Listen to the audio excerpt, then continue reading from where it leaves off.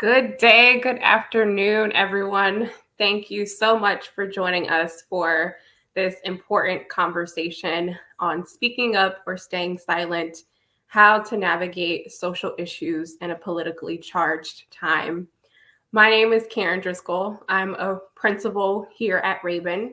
I use the pronouns she and her. I am a Black woman with curly hair. I have on hoop earrings, necklaces, and a white top.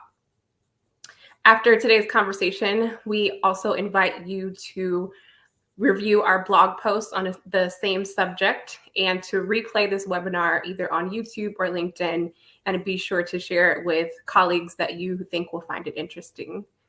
But before we jump into the discussion today, I wanted to take a moment to introduce Raben and to introduce our culture and strategy practice. So here at Raben, we are a public affairs and organizational consulting firm that is driven by our values. We are committed to making connections, solving problems, and inspiring change across all sectors. We are a team of 90 people who are mostly women, mostly people of color, and folks from the LGBTQ plus community. We have 6 offices across the country, and we are organized into 4 practice areas, which include government affairs, issue campaigns and movements, strategic communications, and culture strategy organizational design, which is our team that you'll hear from today. And in our organizational design team, we believe that diversity is a value that should be reflected across organizations. For our clients, we connect equity and strategy. We tailor our solutions to the unique needs of our clients, and we are in this work with you. We meet you where you are.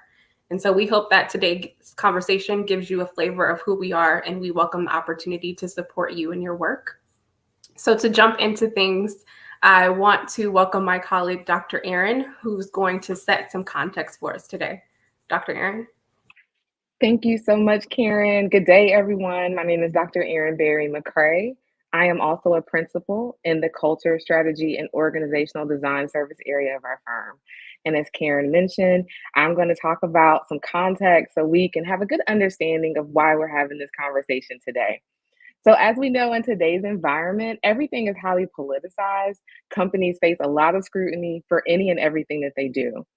According to a study done by Chief, which is a private network that executive women rely on to maximize their leadership impact, 9 out of 10 executives take a public stance and believe that when they take a public stance that on social issues specifically, that is riskier than staying silent. Related to this, organizations who have made DEI commitments since 2020 and continue to still hold on to those also believe that there is more risk associated with taking a stance and speaking out publicly about things that they believe in. So, what does this mean? This means that leaders are grappling with what to do, how to do it, when to do it. They're not sure about what they should say or what they shouldn't say, which creates a lot of uncertainty for all of their stakeholders. So, when we think about impact and the impact of speaking out or staying silent or sitting in that space of indifference where you're doing nothing, oftentimes organizational leaders and organizations may face cancellation, praise, or something in between. So when we think about these challenges, organizational leaders, if they speak out, there's a risk of backlash or controversy, especially if there's a difference in opinion among stakeholders. If they get stuck in the middle, which we like to call paralysis of indifference, there's clearly a fear of taking any action, which showcases that they're caught in a dilemma and can also be perceived negatively. If organizations choose to stay silent, which is also an action, this could be perceived as also having some indifference, demonstrating a lack of commitment, awareness, and compassion. This can also be perceived as being performative, which so many organizations do not want to do. We know that the public response to these actions or any actions that an organization takes varies widely. And that is really dependent on the action or inaction of an organization. It's also unpredictable. Companies can't really anticipate whether they'll face criticism or if they'll be canceled, praised, or receive something in between. So we felt like it was important to highlight that organizations need some type of ethical decision-making framework to guide them in that process. That said, I'm going to toss it to my colleague Stephanie Ramirez, who is going to share two examples of organizations that have spoken out and the impact that that has made. Thank you so much, Dr. Aaron. Hi, everyone. Stephanie Ramirez. I'm a director with Raben's Culture Strategy and Organizational Design Practice Area. And my pronouns are she, her. So as Dr. Aaron alluded, I'm going to be sharing two examples of two different companies who have either spoken out or stayed silent, and the impact and really the consequences of them speaking out. So both will focus on really the cancellation or the cancel aspect of what happens when you speak out. The first example, as you'll see here, is the organization, the Society for Human Resource Management, otherwise known as SHRM, which is a leading voice of HR professionals, recently decided to drop the equity out of their DEI initiatives, focusing only on diversity and inclusion. The presence of inclusion and or diversity does not necessarily ensure equitable practices or outcomes. So unfortunately, by only focusing on inclusion without acknowledging the importance of equity, this can lead organizations to adopt identity-blind policies and practices, which can really set a bad precedent that contradicts decades of research on what we know as DEI best practices in the workplace. So really, without a specific focus on equity, companies and organizations can really lose sight of the ways that current policies and practices allow disadvantages to persist, which we don't want. So that's just one example. The second, as you'll also see on the screen, the other one I want to highlight is the backlash that Bud Light faced after their 2023 campaign with transgender influencer Dylan Mulvaney. So for folks who are not familiar, this transgender influencer, she did a Bud Light promotional post on her Instagram in 2023. It was a little bit less than a minute long, and it was actually mostly about a $15,000 giveaway that Bud Light sponsored during March Madness of last year. The aftermath was quite immediate, with right-wing media and anti-trans viewers criticizing the content on social media and calling for a boycott of the beer. The company then attempted to distance itself from the campaign, which caused further backlash from the LGBTQ plus community. And then some bars throughout the country ended up pulling all Anheuser-Busch, the owner of Bud Light, products from their menus as well. In the aftermath of that, Bud Light saw its sales slump in the months that followed. And again, these are just two examples of potential consequences of speaking out or staying silent. And again, we focus on the cancel aspect that Dr. Aaron previously mentioned. I'm going to actually now pass it back to my colleague, Karen Driscoll, who's going to share Raben's outline framework around speaking up and staying silent on social issues. So Karen. Thanks, Stephanie. So as you can see from both Dr. Aaron and Stephanie's comments, these decisions are not easy, right? It is hard to determine when to speak up and when to stay silent. And what we know, especially in today's climate, is that these decisions rarely happened during annual meetings when we get to plan what's for the week ahead. They are things that come up quickly and things that leaders need to respond to in a very quick and swift manner. And so leaders have to determine, how do you engage, right? How do we engage in these things as they come up and things that we don't plan for? And so having an organizational framework for decision making is really important, because it helps to ground decisions in data and information, which means that leaders are less likely to rely on their own biases, which we know can produce inequitable outcomes. And there are a number of frameworks that exist today. One example that I'll uplift from Allstate is actually their societal engagement framework. And Allstate uses this framework to maximize its impact and to manage its risk. It includes 6 principles, which are questions that the company asks itself, and then determines what actions are appropriate. So just to review those 6 questions to give you all an example. The first question is, does the issue align with Allstate's values? The second question is it important to Allstate's ability to serve its customers? The third question is, what is Allstate's level of expertise on the issue? The fourth question is, does Allstate have the ability to affect change? The fifth question is, does it affect stakeholders within Allstate's sphere of influence? And the last question is, does it affect risk-adjusted returns? And after assessing against those 6 questions, Allstate then categorizes its actions as lead, support, or no engagement. And this is just one example, right, of the kinds of frameworks that companies can create that help you, again, to have a decision-making process that gives you more data than you would otherwise. And it is important also, I think, to note that no engagement can be equal to silence, and that also comes with its own risk. So one of the things that we wanted to do here at Raben is we created what we are calling the choice model for speaking up or staying silent. And this model is really intended to help organizations and leaders be more intentional about their decision making when it comes to addressing issues that are so personal for people according to their identities, their experiences. And so what you'll see here is, first, we invite organizations to start by evaluating the context with which you're in. And this can be unique to your company or your organization. And to start, in terms of evaluating the context, what we recommend is that you first take time to actually identify the issue and the decision maker. Now, this may seem obvious, right? But it's important because it grounds everyone in what problem you're actually seeking to solve for, and it tells you who decides at the end of the day. And so starting from that place is really critical. And once you're able to clearly articulate that, it helps, again, bring clarity to what comes next. And so for us, after identifying the issue and the decision maker, we invite organizations to also assess how the issue aligns with one's values as an organization. And our values are actually what can serve as an anchor for us, especially in decision-making processes.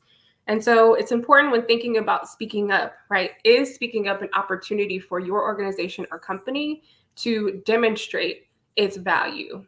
Is it consistent with actions that you've taken in the past and what people know you for? Or is it a new way, right, for you to be able to demonstrate your value? And what value are you actually connecting to by deciding to speak up or stay silent? Next, we invite you to actually assess the impact on stakeholders. What impact does this decision have on the groups of people within your sphere of influence? And we know that organizations have multiple groups of stakeholders, everything from employees to board of directors to trustees to partner organizations. And all of these folks and groups should be considered when making a decision. And so we'll dive into that piece in just a few minutes. But after having all of that information in terms of identifying the issue, knowing who is deciding on this issue, assessing this against your values, and assessing the impact on stakeholders, this gives you more information to then be able to make a decision, and hopefully feeling more confident about that decision because of your due diligence. Now, it is important also for me to name that in our choice model, we have both speaking up, but we also have the staying silent. And it is important to note that for our culture, strategy, and organizational design team, we believe that no organization has the privilege to occupy the space of silence. So what you'll see is even in that silent category, there are still actions that follow that are particularly from an internal perspective, even if an organization is not speaking externally on a particular issue or subject. So as I mentioned, I wanted to dive into one particular piece in terms of what it means to actually assess impact on stakeholders. And we'll share an exercise called stakeholder mapping. And so what we have here is a fictitious example. You have organization Joe and Jane trying to solve for whether to make a statement on the war in Gaza. And the decision maker in this process is the board of directors. And what you see in this table is 6 different categories for this stakeholder mapping exercise. First, you want to start by actually naming your group of stakeholders. And it's important that you name every group of stakeholders, right? Again, everything from employees to leadership team to parent companies, any stakeholder that is within to customers, any stakeholder that is within your sphere of influence. In this example, we have simply put the leadership team for now. And then you move over to influence, and you can determine what level of influence does this stakeholder group have on the decision makers in this process and also the organization. In this case, the leadership team has a pretty high influence, right, in the organization and with the decision makers of the board of directors. Next, it's important to also think about interest, right? What is the level of interest of stakeholders for the issue that you are solving for? And here in this example, the leadership team also has a high level of interest here. The next category is really identifying the role of each stakeholder group in this decision-making process. And we've categorized this in 3 ways in terms of having a view, a voice, or a vote. And when we think about a view, it is that this group of stakeholders does not have a role in the decision-making process at all. And so for them, it is really only coming to understand what the decision is. If a group of stakeholders has a voice in the process, this means that they're able to provide their feedback and their insight to the group of decision makers at hand, right? They are able to engage with those decision makers to help hopefully provide more information than they otherwise would have. And third is vote, which means that you are at the decision-making table and have a role in this process, meaning that you get to decide, right, which way to go for the issue on the table. And then the next category is really, again, thinking about impact. What is the impact that this potential decision has on each group of stakeholders? And we know that the same decision can affect each of these groups differently, right? For the leadership team, it may be more neutral of an impact, and it may affect, right, what they're able to deliver for the rest of the year versus a group of employees who may have a negative impact from the same decision because of, if they're an employee that is in the front lines of an organization, right, they're either a retail employee, right, they may have a negative impact because of an issue that is so socially charged that it may seem to actually compromise their safety at work. And that's important to consider when going through the stakeholder mapping. And the last piece here is really around engagement. What is the right engagement strategy for this group of stakeholders, both before the decision is made and even after? And at Raben, we are, again, folks that love to work with organizations committed to this work. And so we are and can support your organization in thinking about how to tailor this choice model to the unique needs and circumstances of your organization or your company. But I want to pass it to my colleague, JL, who will talk more about what it means to actually stay silent or to speak up, given our choice model. Thanks, Karen. Okay. Hello, everyone. Jael Henry. I am a director in Raben's Culture, Strategy, and Organizational Design practice in our creative branch as well. I'm playing double duty today as your webinar producer and one of the speakers alongside my accomplished team. As my colleague Karen already said, our team does not believe that any organization has the privilege to occupy the space of silence during such charged times. But we're not necessarily saying that you should take out a full-page ad in the New York Times on every issue either. So I am going to pull back up our choice model to dive into that a bit further, but Dr. Aaron mentioned this at the top. We'll be releasing a blog post on speaking up or staying silent, which will include the choice model and a few other pieces at raben.co once we've concluded the workshop. So check our website at 2:00 p.m. ET, and you'll be able to find our team's full thoughts on all of this. In the meantime, you've identified the issue and decision makers, you've assessed the value alignment, you've assessed the impact on stakeholders, and now you've arrived at your decision. So now what? If your organization decides to stay silent, you're only staying silent to external stakeholders and the general public. This approach still needs a robust internal comm strategy to be effective, as Karen mentioned in her remarks. So we've laid out 3 bullets in the diagram that can work on their own, but we recommend doing them together. So number 1, acknowledge the issue. Please address the elephant in the room. It's awkward and leaves people to fill in the blanks with their own biases.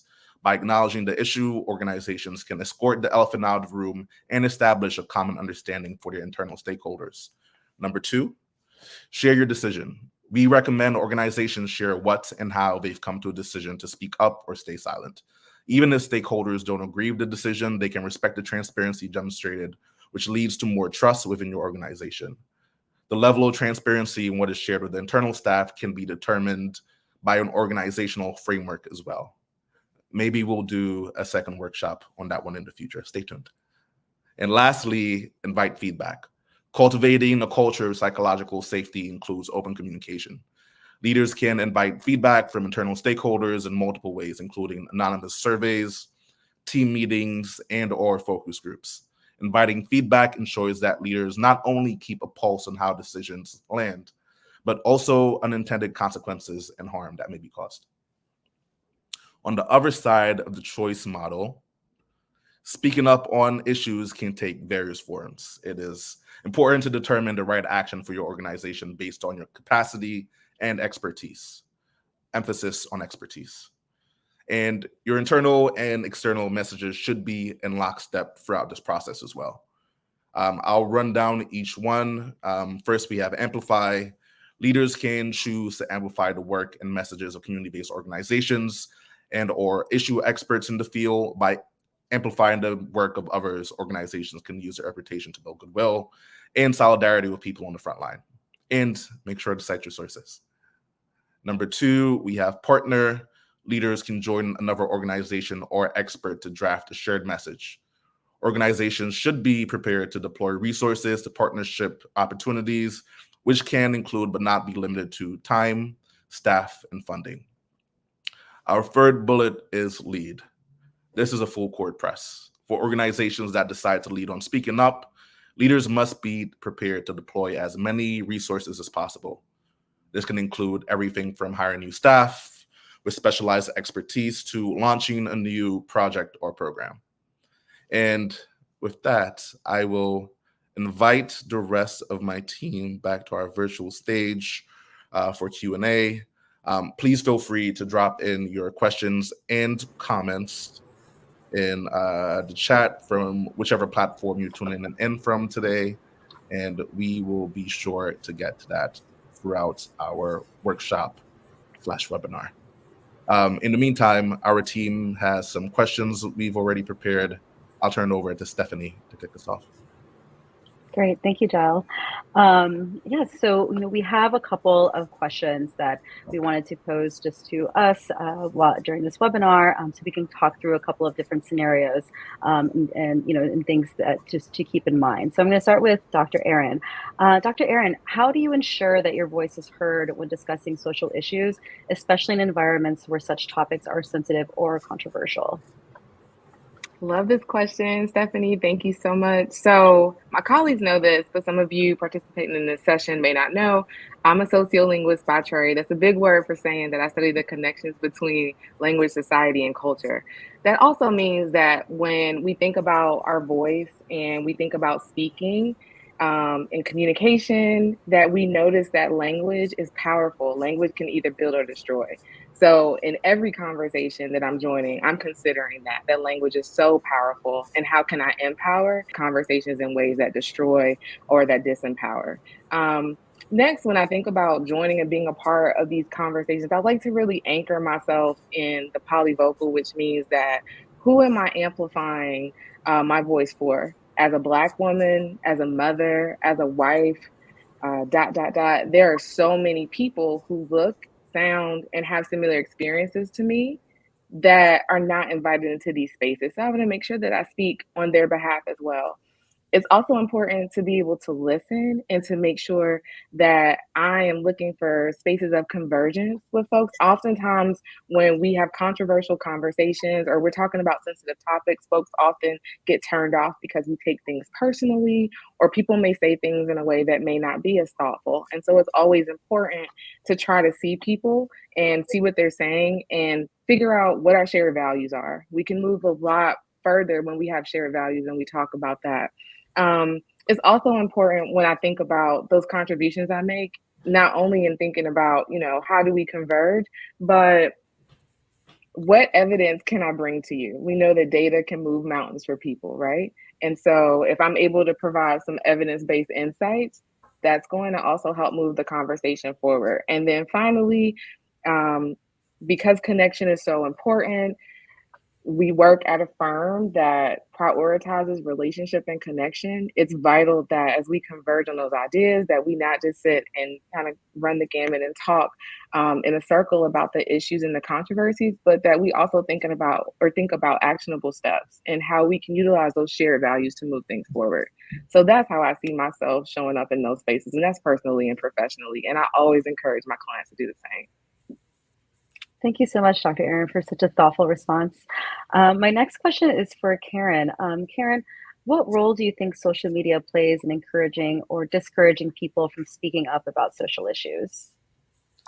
Thanks, Stephanie. I would say that social media plays a very big role.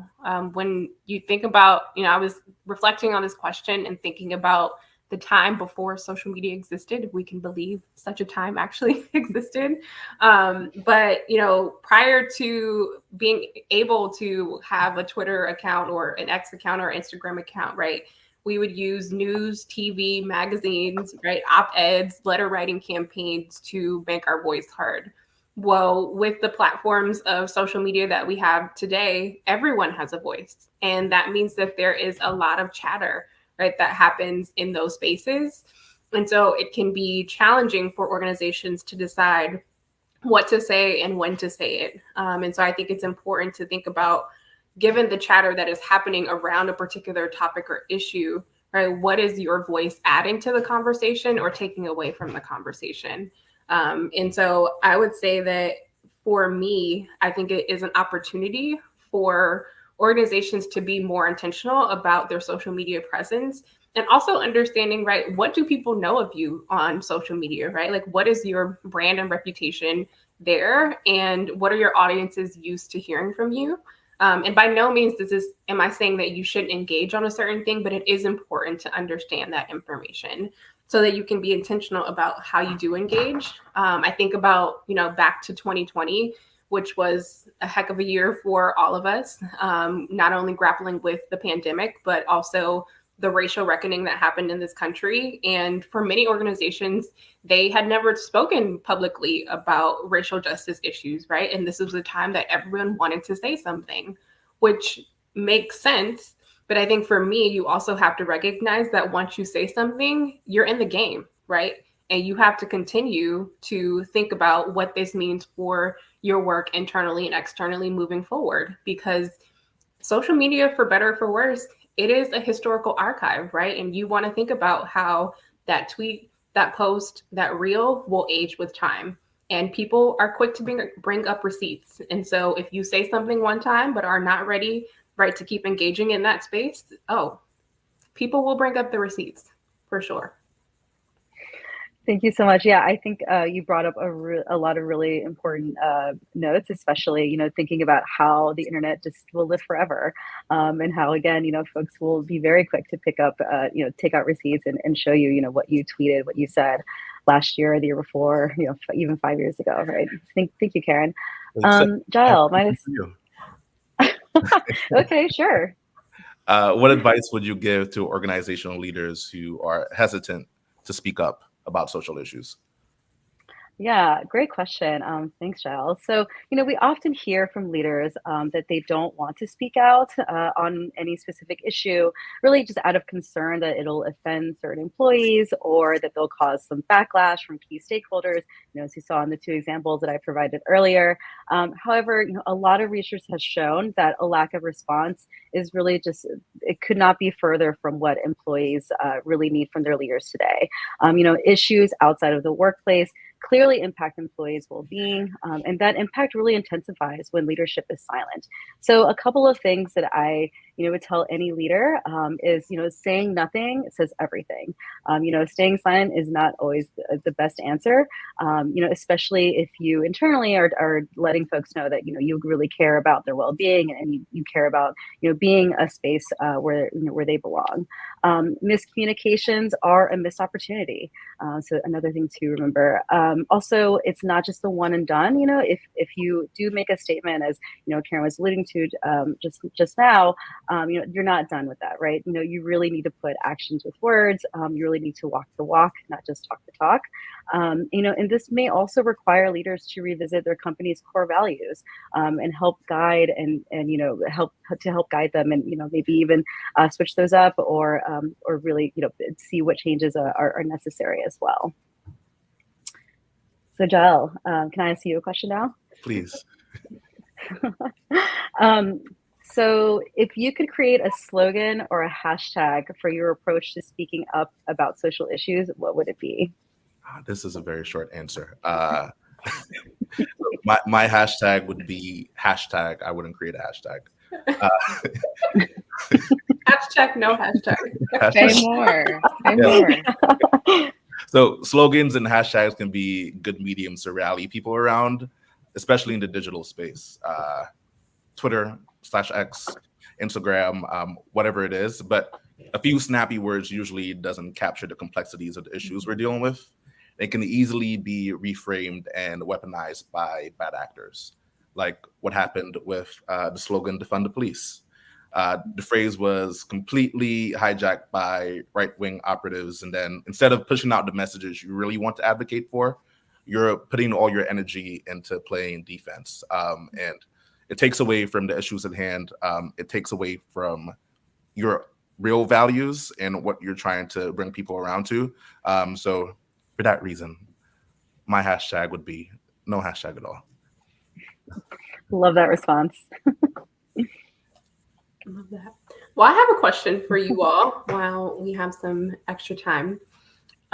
What is it that you all think makes the decision to speak up or stay silent so hard and challenging for organizations and leaders? Sure. So I can start us off. So Karen, I think it's everything that we just talked about, right? It's the fact of getting it wrong and a really big fear that, folks, either stakeholders or your staff will be angry with you and, kind of not forget that, right? While our attention span is quite short, we do remember things, right? And so again, to your point earlier about, how posts and the internet and, blog posts, anything like that really lives online forever. I think a lot of times organizations and leaders really fear kind of getting it wrong. And I think, what they don't understand is that by not trying, then you're also not getting it right either. For sure. Thanks, Stephanie. Okay. Keep your questions coming in. We see them, whichever platform you are tuning in from. But we have one from Brandon Buckner, and that's to the entire group. Are there any best practices for leaders to speak up, advocate in environments where it is very political? Yeah, I can start off and we can tag team this. Again, I'm going to center this in language. I think it's really important to understand the landscape and understand the power of language in your organization. It's important to understand the types of words and phrases that you can use and the type of language that you can't, because it's very easy to set people off, or dependent on how things are defined in your organization, folks can have the wrong idea about what you're communicating. So I think, I just want to say that as a foundational piece. I think it's important to understand your landscape.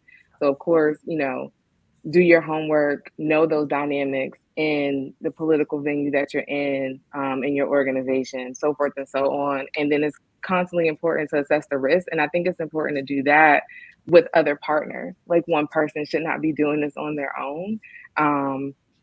And we here at Raven can also support you in that if that is something that you're interested in. And then I think, another piece that is important to me, and team, feel free to jump in, is, as you consider these things, you want to make sure that you're continuing to build relationships with people, cultivate those alliances that you have. Who are your allies? Who are strong networks that you have? In helping you to cultivate messages and helping you to respond to things and think through all of the different ebbs and flows of what could happen. And I think finally, all of this is strategy. So, but a really big part of strategy and understanding people is listening, paying attention to what's happening. I don't know if anyone has anything else to add, but that's what comes up to me. Yeah, I have something to add to build on your comments, Dr. Aaron. For me, I also just want to raise the distinction between folks' kind of work capacity and work environments and your personal capacity, right? There are decisions and ways that workplaces will choose to engage on these issues that may be different than how you would want to engage on these issues in a personal capacity. And so I think that it is important to understand where those limitations may exist and then what you want to do for yourself in your personal capacity. The other thing that I will say to match that is, some workplaces and organizations also have guidance on, right, what individuals can do in their personal capacity. And so I would just recommend that you are well versed on what those things are so that you can manage those, risk personally for yourself and how you want to engage.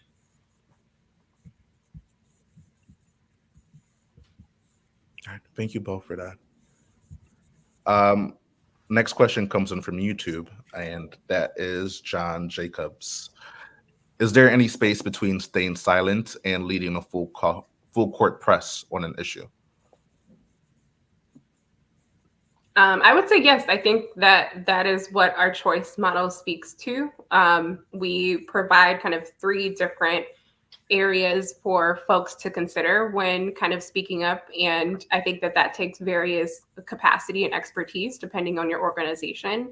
Amplifying, in my viewpoint, probably takes the least capacity and expertise because you're able to lift up those experts who are already engaged on this issue. But again, as Ja mentioned, please cite right where you are getting these messages from, because we want to give credit where credit is due. Or you can partner and do, joint statements or joint things that also, right, don't require a full court press. And so I think it's important to assess, right, what your organization's capacity and expertise is for a particular issue. Agreed. Thank you, Karen. And reiterating it one more time, the blog post that our team offered that goes into detail on the choice model and a few other pieces as well. You can find that on our website as soon as we conclude our webinar, which is raben.co.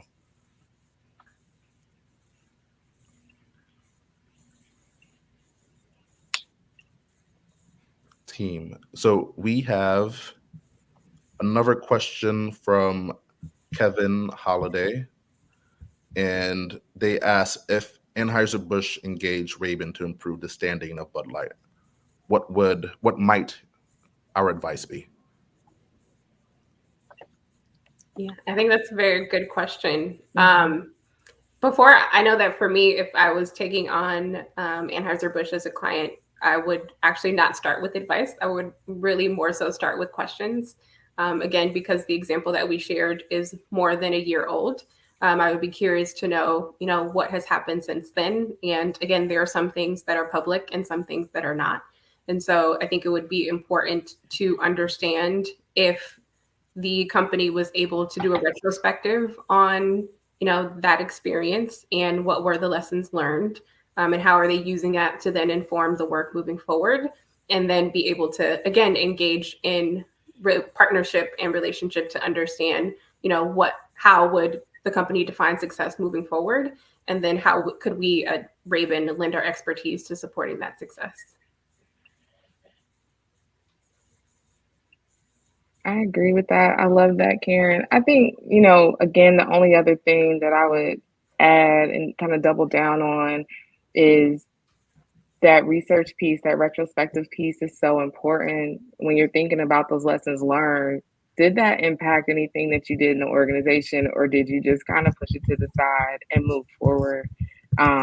What does the data look like? What are internally, what are stakeholders saying internally? How does it address internally? Maybe it was, maybe it wasn't.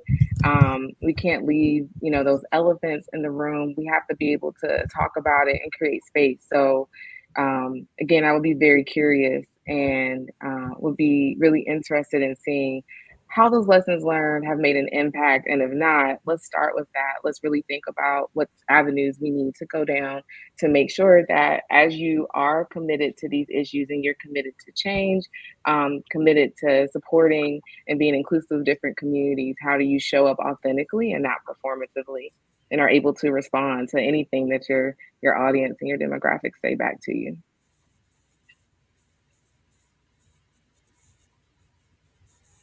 Okay. So thank you all so much for joining us today, for participating. We appreciate your questions and your engagement. Again, we just have deep appreciation for you taking time out of your day or your morning, whatever time of day it is, for you to join us. As my colleagues and I have shared, navigating these decisions is no easy task. We've been doing this work for quite some time from different spaces. So, no change happens overnight, but it's about, being consistent, being a good listener, thinking about the folks that you impact internally and externally, and also what you're committed to, and also having some really good clarity around what you're not committed to, right? And it takes practice and deep reflection. So our culture strategy and organizational design service area of the firm can definitely help your leaders and help you and your team think through these processes and adapt something that works for your organization specifically. We don't do anything cookie cutter. We customize opportunities and frameworks specifically for every client that we work with, and also guide you and teach you how to use it effectively. So, as my colleagues have mentioned throughout the session, we do have a blog post that accompanies this. If you register for this webinar through LinkedIn, you will receive that soon. And you can also go to the website, raben.co, to grab the blog post, which gives you some really good key insights, as well as some things that we didn't say about how to move through this work. If you have questions, we are here. Our emails are here. Feel free to reach out to any one of us, and we're more than happy to talk with you, talk with your team and your leaders to figure out what best suits your needs. So again, thank you all so much for taking the time to spend time with us today, learn from us, and join us in this learning community. We hope that you have a great day.